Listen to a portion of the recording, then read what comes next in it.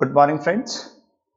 मैं Ratan Singh Pioneer academy के e learning platform पे आपका स्वागत करता हूं। एंड वोकैब लर्निंग सीरीज का आज हमारा 6th सेशन है और पहला जो भी हमने लोड करा है सेशंस पांच सेशंस हमने अपलोड करा है।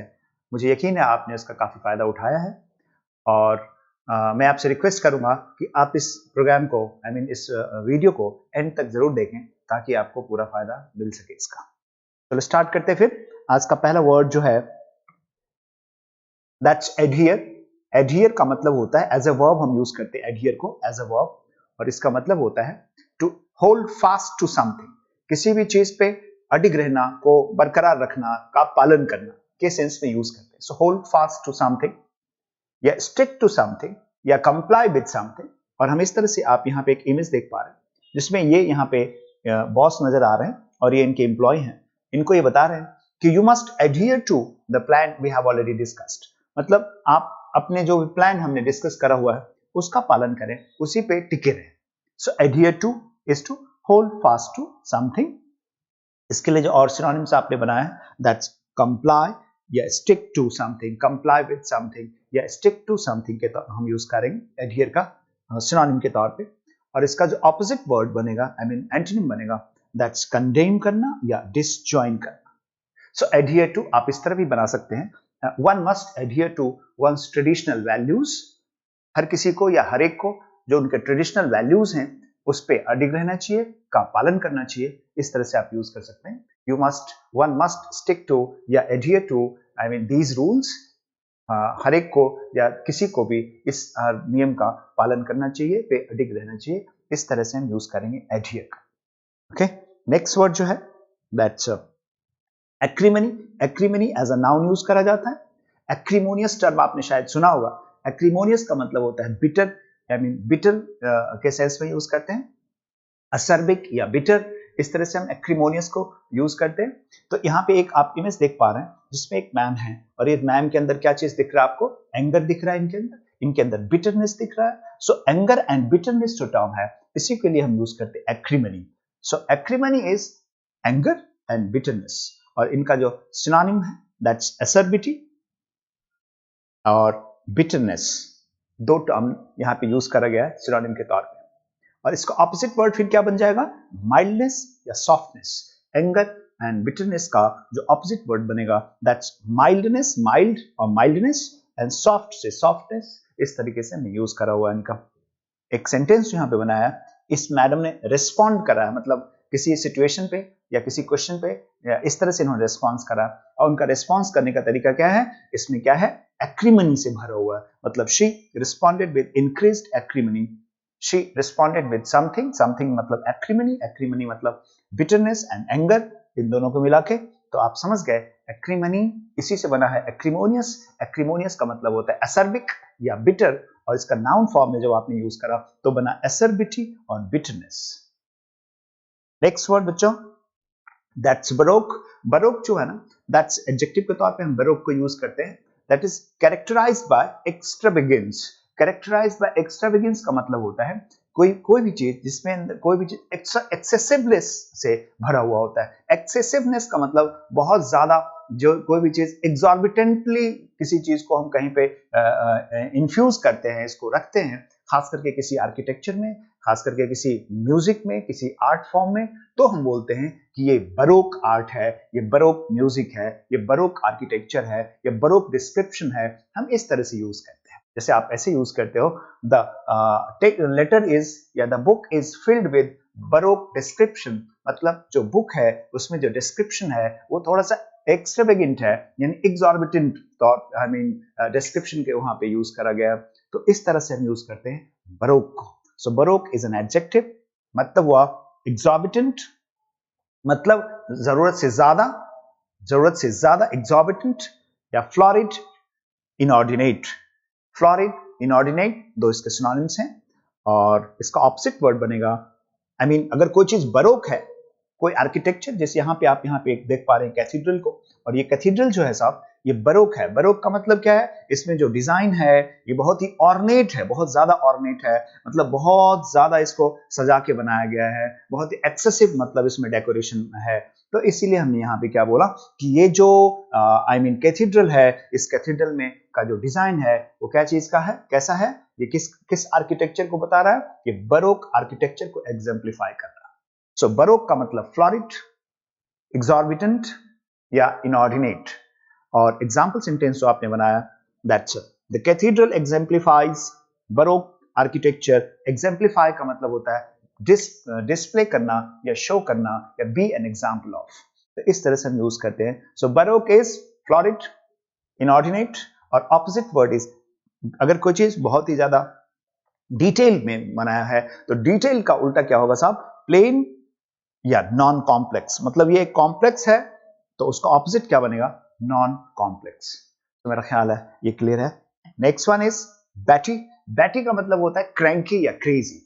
क्रेजी मतलब इनसेन, आप जिसको कहते हैं, थोड़ा सा हिंदी में कहते हैं पागल सा, थोड़ा सा सनकी सा, तो हम इस तरह से यूज करते हैं बैटी को। बैटी एडजेक्टिव होता है सिली एंड स्लाइटली क्रेजी। ये जो इमेज है एक मैम का, ये थोड़ा सा इसके अंदर क्रेजीनेस का दिख रहा है। सो हम बोलेंगे कि she is an old lady, old batty lady. Old batty lady के तौर पर यूज हम इसको रेफर करेंगे यहाँ पे इस इमेज को कि she is an old batty lady. Batty का मतलब हुआ a bit crazy, bit insane, bit cranky. थोड़ा सा जो इनसेन है, आपने सुना होगा सेन, इनसेन। सेन का मतलब होता है साउंड या कंपोज्ड या बैलेंस्ड, लेकिन इनसेन का मतलब होता है not composed, not balanced, mentally sick या क्रेजी या क्रैंकी। इस तरह से हम यूज करते हैं। सो बैटी इज insane या cranky, slightly crazy या silly, that's Betty. Next term है बच्चों, that's opprobrium. Opprobrium is something that brings ignominy. Ignominy is disgrace. आपको मैं हिंदी में बताता हूँ। Disgrace is बदनामी, बदनामी, infamy जिसको आप कहते हैं। So infamy is अपयश, हिंदी में बोलते हैं। Fame आपने सुना होगा, fame is यश, infamy उसी से बना है अपयश। So something that brings infamy, that is disgrace, उसके लिए हम टर्म यूज करते हैं opprobrium. So opprobrium is something that brings disgrace, disgrace is अपयश, और इसके लिए जो हमने टर्म यूज करा हुआ है, सिनोनिम टर्म जो है, दैट इज डिस्क्रेडिट या इग्नोमिनी या इनफेमी। इग्नोमिनी या इनफेमी, डिस्क्रेडिट, ये नाउन के तौर पे हम opprobrium को यूज करते हैं। और इसका जो ऑपोजिट वर्ड है, तो अब अगर हम अपयश की बात करें तो उसका ऑपोजिट क्या बनेगा, यश या ऑनर या रिस्पेक्ट या स्टीम। सो स्टीम या ऑनर, स्टीम या ऑनर, दैट्स opprobrium का ऑपोजिट वर्ड हुआ। और opprobrium का जो सिनोनिम है, that's discredit, ignominy and infamy. आप इससे फैमिलियर हो सकते हैं इन वर्ड से। अब यहाँ पे एग्जाम्पल सेंटेंस जो है, गवर्नमेंट का एक डिसीजन है और गवर्नमेंट को उस डिसीजन से गवर्नमेंट को काफी बदनामी हुई है। सो गवर्नमेंट को काफी बदनामी हुई है, मतलब अपयश मिला है उसको। So the government's decision met with wide spread opprobrium। Wide spread opprobrium का मतलब बहुत ज्यादा उसको क्या मिली, बदनामी हुई है, उसको अपयश मिला है गवर्नमेंट को। सो opprobrium इज अपयश या डिस्क्रेडिट या इनफेमी या ignominy. Infamy, ignominy, disgrace. Grace का उल्टा बनता है डिसग्रेस। स्टीम या ऑनर, ये जो दो टर्म्स हैं, ये opprobrium का ऑपोजिट वर्ड है। यश, प्रतिष्ठा, यश, सम्मान, जो आप इसके लिए यूज करेंगे, दैट्स फॉर स्टीम या ऑनर। और इसका ऑपोजिट बना बदनामी, अपयश। ये मतलब किसका हुआ, opprobrium का ये मतलब हुआ। नेक्स्ट वन, जो नेक्स्ट वर्ड है, दैट्स कैलामिटी। कैलामिटी हम सब लोग जानते हैं। यहाँ पे एक जो इमेज है, इसमें आप देख रहे हैं कि अर्थक्वेक की वजह से इनका सबका कंप्लीट डिस्ट्रक्शन हुआ है, वाइड स्प्रेड डिस्ट्रक्शन हुआ है। So calamity is what, a disastrous event. हम जानते हैं मिसफॉर्चून या एडवर्सिटी या कैटाक्लिज्म, तो ये इस तरह के टर्म आपने सुना होगा, cataclysm, that's calamity, disaster, disastrous event is calamity. और इसका जो ऑपोजिट वर्ड है, विपरीत वर्ड है, दैट्स फॉर्चून। सो आपदा, हिंदी में हम कैलामिटी के लिए हिंदी में हम बोलेंगे आपदा, मिसफॉर्चून या एडवर्सिटी या कैटाक्लिज्म, ऐसे हम टर्म यूज करेंगे। अब यहाँ पे एग्जाम्पल सेंटेंस है, emergency measures are necessary in order to avoid calamity. Calamity को अवॉइड करना है। अवॉइड करने का मतलब होता है वार्ड ऑफ करना, दूर करना। अवॉइड करना इज दूर रखना, वार्ड ऑफ करना। सो इमरजेंसी मेजर्स की जरूरत है, मतलब कुछ इमरजेंसी मेजर्स लेने की जरूरत है। किस चीज के लिए, किसको अवॉइड करने के लिए? अगर कोई भी नेचुरल कोई भी कैलामिटी है, मैन मेड कैलामिटी स्पेशली, चलो हम नेचुरल कैलामिटी को डील नहीं कर सकते बहुत बढ़िया से, लेकिन मैन मेड कैलामिटीज को हम डील कर सकते हैं, और उसके लिए हमारे पास क्या होनी चाहिए? इमरजेंसी मेजर्स को हमें लेना होगा।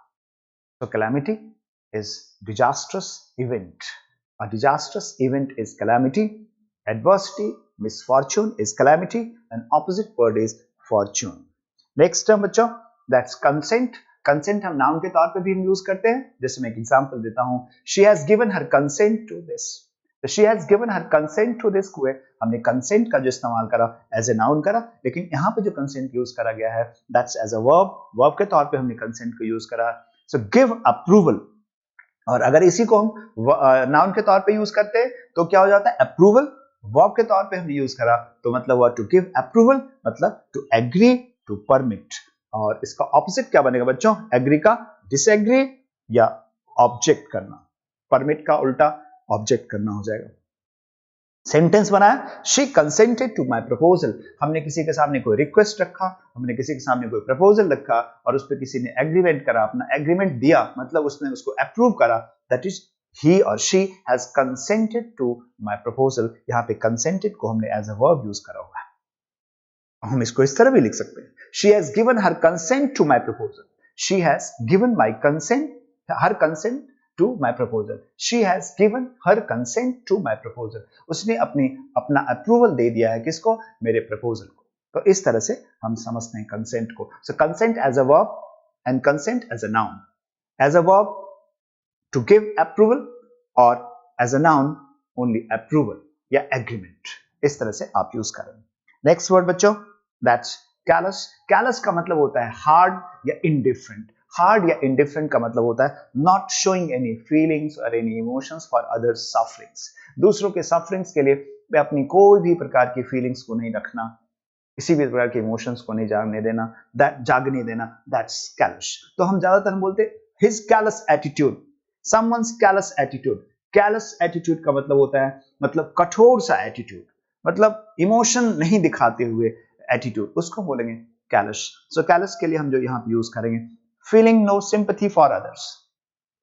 कैलस का मतलब बच्चों फीलिंग नो सिंपैथी, सिंपैथी नहीं शो कर, तो उसको बोलेंगे कैलस। से किसी का एटीट्यूड हो सकता है किसी के प्रति कैलस हो सकता है। कुछ सिचुएशन ऐसे हो सकते हैं जहां पे हमको सिंपैथाइज करना होता है दूसरों के साथ, उसके बावजूद हम सिंपैथाइज नहीं करेंगे, तो हम बोलेंगे कि हमारा एटीट्यूड जो उस सिचुएशन में रहा है वो कैसा रहा साहब? कैलस एटीट्यूड रहा।